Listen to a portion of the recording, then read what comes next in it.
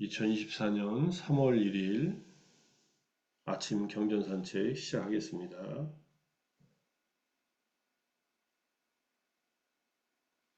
법구경 284번째 개송, 어제에 이어서 도품의 빵자 마할라카 테라와또 5명의 나이 먹은 테라들, 늙어서 출가한 그런 스님들 이야기 두 번째 개송입니다.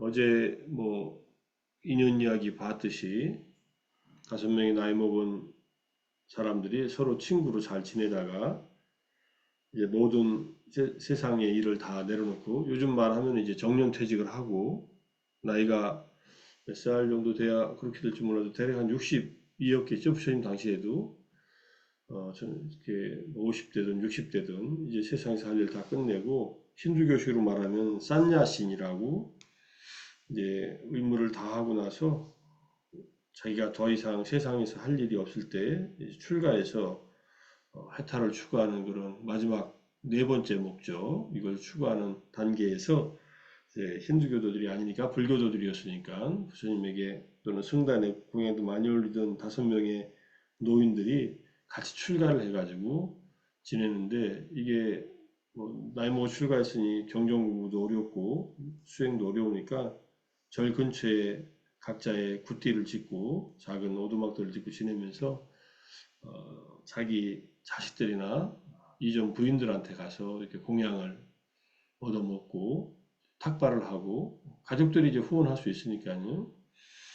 그리고 지내다가 그 중에 한 이제 스님의 예전 부인이 워낙 친절하고 음식도 잘해가지고 늘 그 집에 가서 음식을 먹고 그러다가 그분이 병이 들어서 죽으니까 엄청나게 슬퍼하고 괴로워하는 장면이 나온 그 이야기입니다. 그래서 이제 두 번째 개성에서 아주 작더라도 여자에 대한 남자의 오염원의 덤불을 잘라내지 않는 한 바로 그의 마음은 묶여 있다. 그 번뇌에 묶여 있는 거예요. 마치 젖을 먹는 송아지가 어미에게 매여 있듯이. 그 출가한 스님들이 이성으로서의 여성이 필요한 건 아니었겠죠. 다들 출가했으니까. 그런데 어쨌든 음식 때문에든 친절함 때문에든 이전 부인이 해주는 그 여성이니까 한 스님의 이전 부인이었으니까 그분에게 이게 뭔가 애착하는 마음이 있었겠죠. 음식을 잘해주면은 그렇게 자주 가서 음식 얻어 먹고 탁발해서 대접받고 이렇게 왔겠죠. 그런 상태에 있어서도 이게 마음이 거기 묶여 있다는 거예요. 우리가 이건 우리들도 알 수 있는 얘기입니다. 꼭 개인 인간관계 아니라도 맛있는 음식 좀 찾아다니는 사람들을 보면은 비슷하죠. 거기 음식에 묶여 있는 거예요. 맛있는 음식을 먹겠다는. 같은 돈 주고 맛있는 음식을 먹는 건 잘못된 일은 아니지만 그런 것도 하나의 물질, 영양분을 섭취하는 데 묶여 있고 혹시 그 음식점 주인이 또 잘해주면 또 사람에게 묶이고 여러 가지 관계들이 묶입니다. 이렇게. 그런 얘기를 하고 계신 거니까. 덤불을 잘라내지 않는 한이란 아무리 작더라도 남자의 여자에 대한 이 오염원의 덤불을 잘라내지 않는 한 오염원은 어저께 말씀드렸듯이 세 가지 근본 탐진치라든지 또는 5가지 덮개라든지 또는 10가지 16가지 오빠길레사 파생된 오염원이라든지 전부 다 다양한 오염원들이 있고요. 길레사의 대표는 또 탄하라고 가래라고도 하고 이제 마음을 객진 번뇌 아간투카 낄레사라고 해서 나중에 생긴 오염원이 마음을 밝은 마음을 이렇게 더럽혔다 이런 뜻이니까 오염원의 덤불을 잘라내지 않는 한 마치 젖을 먹는 송아지가 어미에 매여 있듯이 심지어 아주 작은 양이라도 마음이 묶여 있고 속박되어 있다. 아주 작은 양이라는 말은 아주 작은 오염원이 있다 하더라도 마음이 거기에 묶여 있고 속박되어 있다는 그런 뜻입니다. 자유롭지 못한 거죠. 이것이 바로 의미이다. 이런 뜻이어서 이건 뭘 공부하나 어떤 경전을 좀 보나 생각하다가 떠오른 게 감각적 대상을 적절하게 파악하기, 감각적인 즐거움에서의 위험에 대해서 설명합니다. 다섯 가닥에 얽어매는 감각적 욕망, 눈, 귀, 코, 혀, 몸의 욕망이 있습니다. 이러한 욕망에는 재난이 따른다. 다양한 직업으로 생계 유지하는 동안 괴로움을 감수해야 되고, 재물을 얻지 못할 때 노력의 무의미함에 괴로워하고, 재물을 얻으면 지키기 위해 괴로움과 정신적 고통을 경험합니다. 욕망 때문에 서로 싸우고 죽이고 성적인 폭행을 하고 형벌로 고통을 받고 죽어서 악처에 떨어진다. 그래서 이러한 감각적 욕망에 대한 열정과 욕망을 제어하고 버려야 된다라는 괴로움의 무더기경 내용이 있고요. 그 다음에 집착의 대상이 우리의 물질, 육체일 경우에 물질의 달콤함은 15, 16세의 소녀의 매력과 아름다움을 보고 매력적이고 아름다운 것을 조건으로 생겨난 즐거움과 행복이 물질의 달콤함이라고 합니다. 물질이 달콤하죠. 젊은 소녀의 아름다움이나 아주 젊은 소년의 아름다움이나 16세면 요즘 우리 동양에서 말하는 이팔 청춘이에요. 소녀만 얘기하는 게 아니라 남성도 마찬가지입니다. 이건 남자와 여자가 서로 상대방의 이성에 대한 매력을 가지니까 그런 어떤 외모나 여러 가지 아름다운 것을 조건으로 해서 행복이 생겨나니까. 소녀가 90이나 100세가 되어 늙어 매력과 아름다움이 사라지고 병들어 죽어 백골이 되는 것은 물질의 이 육체의 재난이다. 늙어 병들어 죽게 된다. 우리 몸은 우리가 부정관할 때 피부, 살, 뼈를 관찰하지만 그것들이 결국은 늙고 병들고 죽게 돼서 백골만 남게 되는 것은 우리가 경험하는 물질의 재난이다. 이런 뜻이고요. 그래서 물질에 대한 열정과 욕망을 제어하고 버려야 된다 하는 얘기를 이제 같은 경에서 얘기를 하고 있습니다.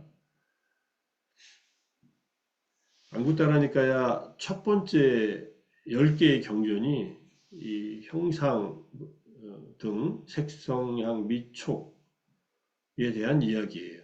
그래서 이게 이제 우리 경전하고도 법구경 284하고도 연결될 수 있어서 보니까 이 형상 이외에 다른 어떤 것도 남자들의 마음을 유혹하는 것을 나는 사로잡는 것을 보지 못한다. 사로잡는다, 유혹하다, 구속하다, 속박하다 이런 뜻이겠죠. 그것은 바로 여자의 형상이다. 여자의 형상은 남자의 마음을 유혹한다. 아름다운 사람한테는 유혹을 하겠죠. 아름다운 모습을 보면은 저절로 고개가 돌아가고 더 보려고 하고 그러겠죠. 그렇게 정해져 있는 걸 어떻게 합니까? 왜 그런지는 이제 유전 생물학적으로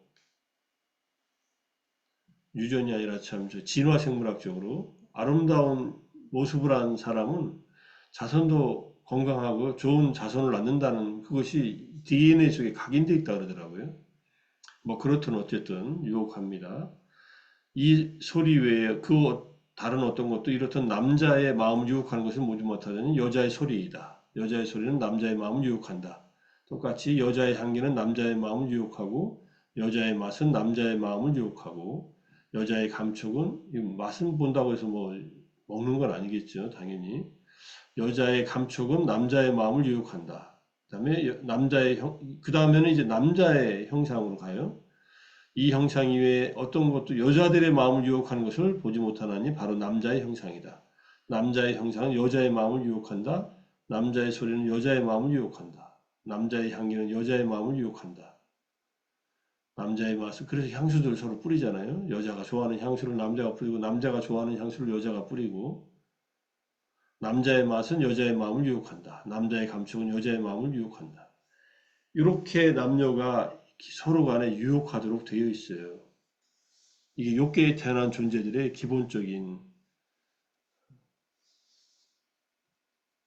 욕망들이죠. 그러니까 서로 유혹하고 서로 빠져들고.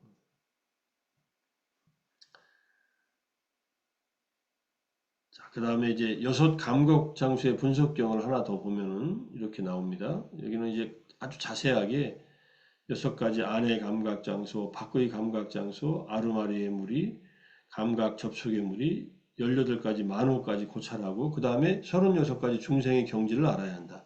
이 36가지 중생의 경지가 윤회를 향해 나아가는 18가지, 윤회에서 거슬러 가는 18가지 이렇게 되어 있습니다. 그걸 이제 페이지를 건너뛰어서 36가지 중생의 경지란 무엇을 얘기한 것인가? 재가에 바탕한 6가지 기쁨이 있고 출가에 바탕한 6가지 기쁨이 있다. 재가에 바탕한 6가지 기쁨이 무엇이냐면 이제 그걸 쭉 설명합니다. 출가에 바탕한 것은 윗바산에 바탕을 둔 것, 수행에 바탕을 둔 기쁨이 있다는 것. 그 다음에 재가에 바탕한 슬픔, 출가에 바탕한 슬픔, 재가에 바탕한 평온, 출가에 바탕한 평온이 있다. 이게 이제 66이 36이에요. 그죠? 그렇죠? 36가지. 재가 출가로 나누고 있고.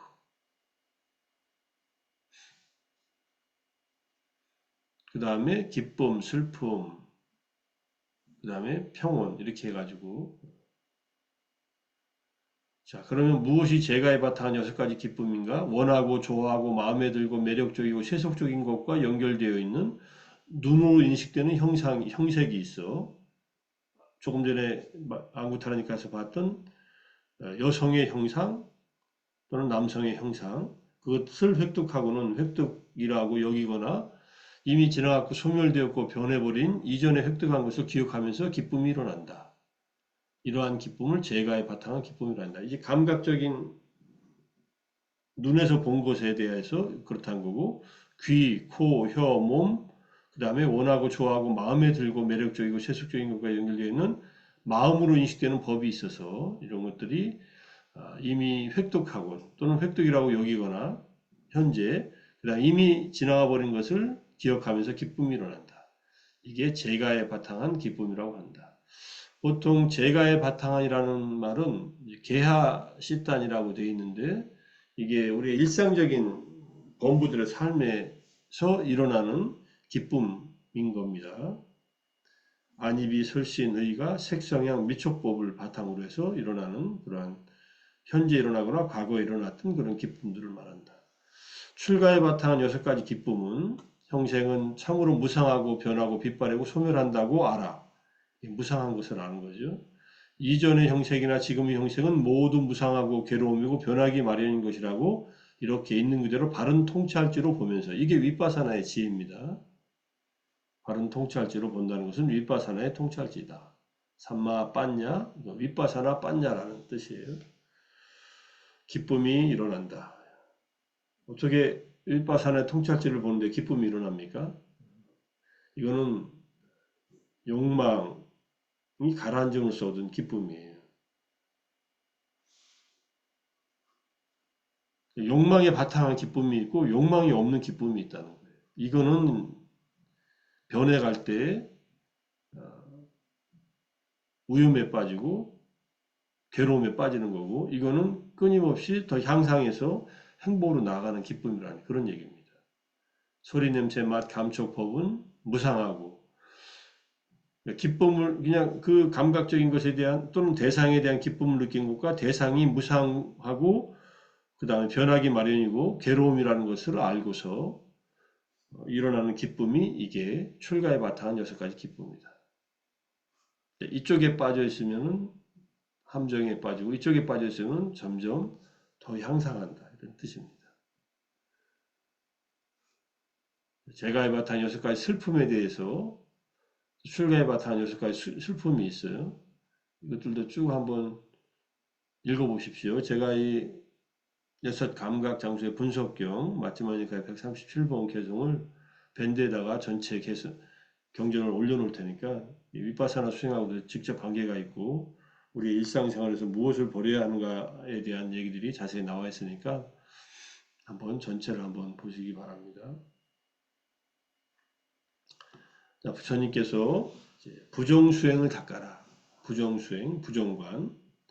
부정수행을 닦는 자는 탐욕, 감각 욕망이 끊어진다. 이렇게 말씀하셨어요. 라울라에 대한 교계 가르침의 긴경인가 그럴 겁니다.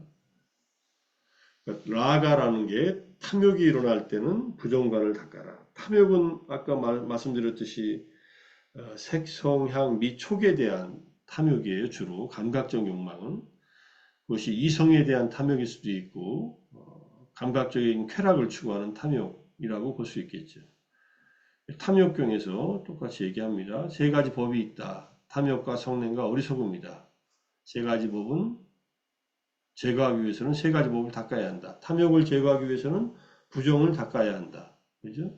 라가사 파하나야 아수파 보아웨타와 똑같은 얘기입니다. 위에 라울라 존자에게 한 가르침과 성냄을 제거하기 위해서는 자애를 닦아야 한다. 어리석음을 제거하기 위해서는 통찰지를 닦아야 한다.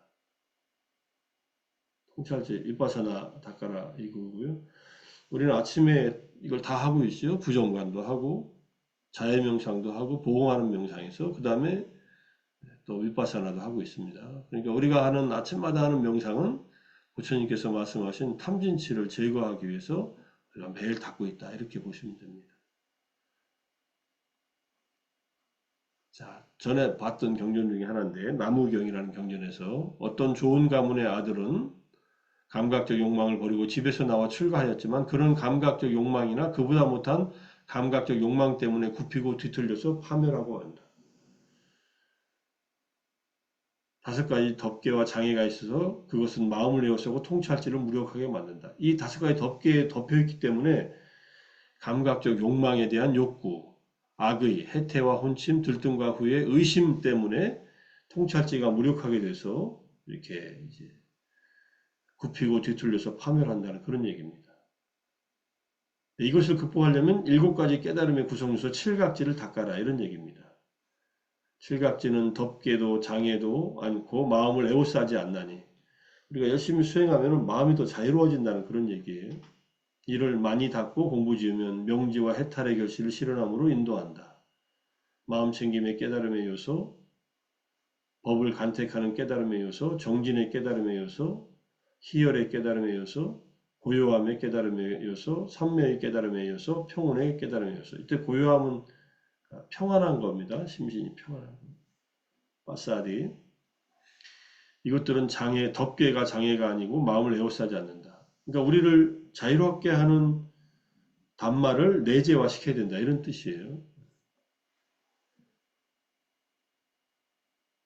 5가지 장애 나왔으니까 다시 한번 보면은 상가와라경에서 물속에 여러 가지 불순물이 그릇 안에 물에 반사된 우리 얼굴을 분명히 보는 것을 방해하는 것과 같이 5가지 장애가 우리 자신의 좋은 점과 다른 사람의 좋은 점을 정확하게 이해하는 것을 방해한다.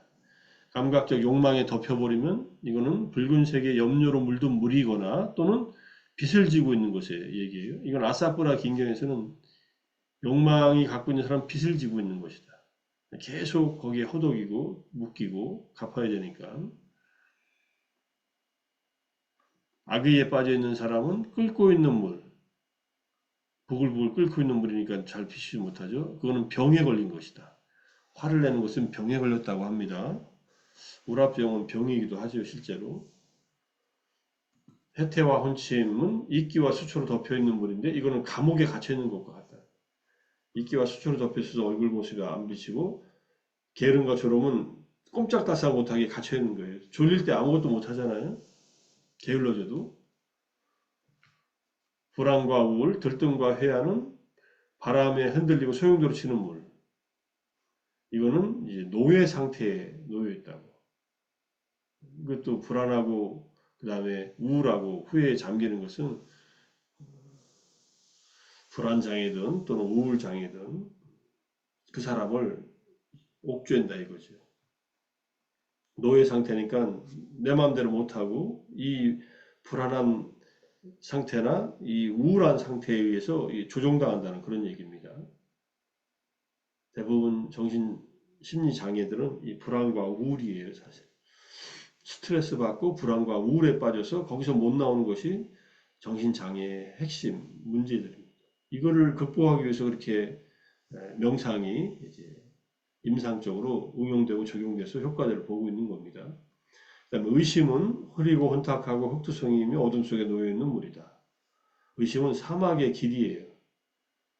사막 길은 어떻게 되어 있습니까? 가다 보면 바람이 불면 길이 없어져요.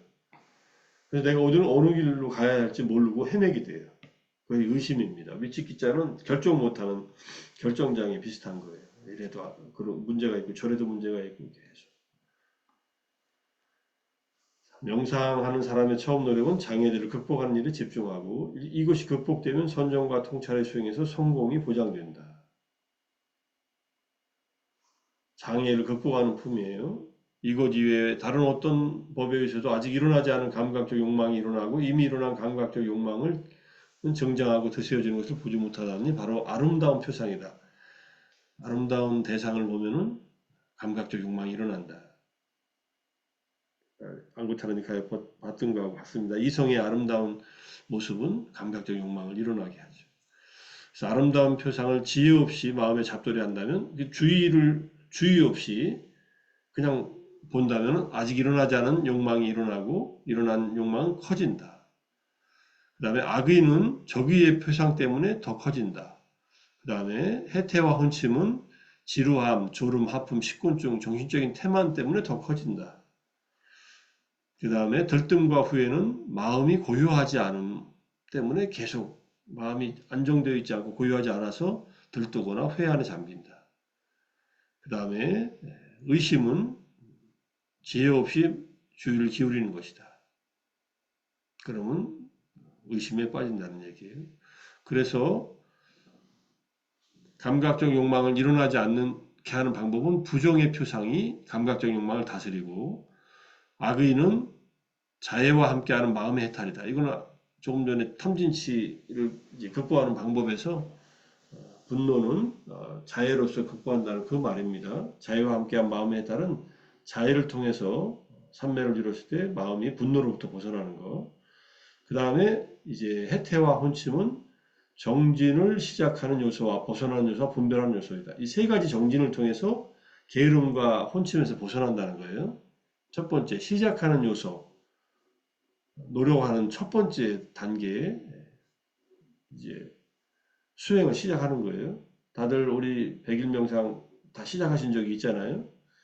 중간중간에 어려움을 겪었고 또 지금도 또뭐 여러 가지 어려움을 겪고 있을지 몰라도 그 다음에 분발하는 요소, 벗어나는 요소, 그 어려움, 피곤함이든 게으름이든 이런 것을 벗어나는 요소로서 극복하고 분발하는 요소로서 마지막은 우리가 정말로 탐진치가 가라앉아서 내적인 완전한 자유를 얻을 때까지 분별하는 이것을 통해서 해태와 혼침을 극복한다는 겁니다. 세 단계의 정진을 통해서 자, 정진을 시작한 자에게 해태와 혼침은 일어나지 않는다. 그 다음에 들뜸과 후회는 바로 마음의 고요함을 통해서 벗어난다. 마음을 고요하게. 마음이 고요해지는 방법은 사마타, 윗바사나 주로 사마타의 방법으로 고요해지죠. 그러면 불안감도 없어지고 우울한 것도 없어진다. 이런 뜻입니다. 그 다음에 마지막에 의심은 이제 지혜롭게 마음에 잡돌이 하는 것이다. 그러면 의심이 사라진다. 이런 뜻입니다. 뭐 여성에 대한 아무리 작은 오염원이라도 나와 있으면은 그게 구속이 된다는 거. 이거는 여성의 경우는 남성에 대해서 마찬가지입니다. 어떤 형태로든 남성에 대해서 이게 남녀로 꼭 구분하지 않아도 어떤 사람에 대해서 뭔가 아, 의존하고 뭔가 바라는 것이 남아 있으면은 구속되는 거 당연한 일이죠. 우리는 그 구속하고서 서로 좋다고 그러고 살고 있어요. 구속 당하는 것도 좋아하고 구속하는 것도 좋아하고 그러다가 서로 뭔가 문제가 생기면 엄청나게 미워하고 증오하면서 살아갑니다. 그것을 이제 경계하는 그 개성이라고 보고 그것과 연결된 남녀 간의 유혹하는 문제, 그 다음에 감각적 욕망의 문제, 또 오개의 문제 등 관련된 경전들을 살펴봤습니다. 오개는 우리가 극복하지 않으면은 항상 지혜가 발현되지 못하기 때문에 끊임없이 괴로움을 생산하는 그런 삶을 살게 되니까 다섯 가지 덮개 잘 이해하시고 그걸 벗어나기 위해서 우리가 이 장애 극복품에서 안구타르니카 장애 극복품이 앞에 나온 형상 등품의 다음에 바로 나오는 두 번째 예, 품이에요. 이 10가지, 이 20가지 경전을 보면은 안구타르니카를 처음 편집한 이 의도가 보여지죠. 감각적 욕망을 먼저 극복하라, 확장시켜서 5개를 극복하라. 이렇게 이것이 수행의 아주 토대입니다. 아주 중요한 토대이기 때문에 이렇게 말씀하신 거니까 잘 이해하고 우리 마음속에 생긴 욕망, 분노, 게으름과 졸음, 해태와 혼침, 그 다음에 불안과 후회, 우울, 그 다음에 의심을 내려놓고 정말로 삼매와 통찰지에 의해서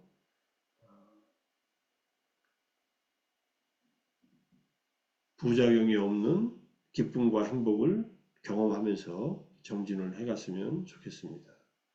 자, 오늘 아침도 명상 정진하고 독송하고 또 경전 산책까지 함께 하시느라 애쓰셨습니다. 오늘 3.1절 대한민국의 독립을 위해서 희생하고 노력한 선인들의 숭고한 뜻을 기리면서 마무리하겠습니다. 잘하셨습니다. 사두, 사두, 사두.